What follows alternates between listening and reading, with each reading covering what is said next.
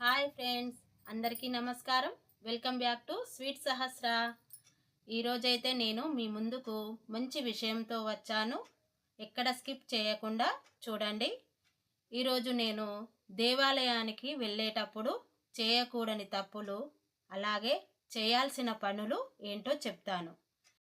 ఈ మధ్యకాలంలో చాలామంది పిల్లలకి గుడికి ఎలా వెళ్ళాలి, ఏ పద్ధతిగా వెళ్ళాలి అనేది తెలియటం లేదు. అందుకే నేను ఒక చిన్న వీడియోతో మీ ముందుకు వచ్చాను. ఎక్కడ స్కిప్ చేయకుండా చూడండి. నెంబర్ 1, మనం గుడికి వెళ్ళిన తర్వాత మొదటగా కాళ్ళు చేతులు శుభ్రంగా కడుక్కోవాలి.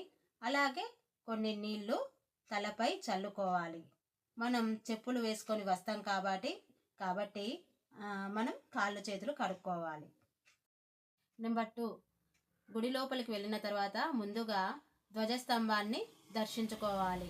అలా చేస్తే చాలా మంచిది. నెంబర్ 3, గుడి చుట్టూ ప్రదక్షిణ చేయాలి.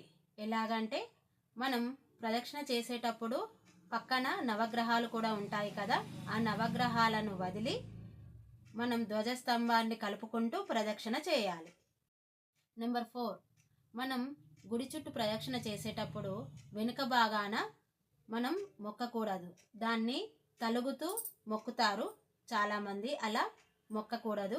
అక్కడ రాక్షస భాగం ఉంటుందని భావిస్తారు. అందుకే మనం వెనుక భాగాన మొక్కకూడదు ప్రదక్షిణ చేసేటప్పుడు. నెంబర్ 5, ప్రదక్షిణ చేసేటప్పుడు మన చిత్తం ఒక్క కాడ పెట్టుకొని దేవుణ్ణి స్మరిస్తూ ప్రదక్షిణ చేయాలి. నెంబర్ 6, దేవాలయంలో పూజ అయిన తర్వాత ఖచ్చితంగా తీర్థ ప్రసాదాలు తీసుకోవాలి. అలాగే శతగోపం కూడా తీసుకోవాలి. నెంబర్ 7, ప్రసాదం తీసుకున్న తర్వాత గుడిలో కాసేపు కూర్చొని వెళ్ళాలి.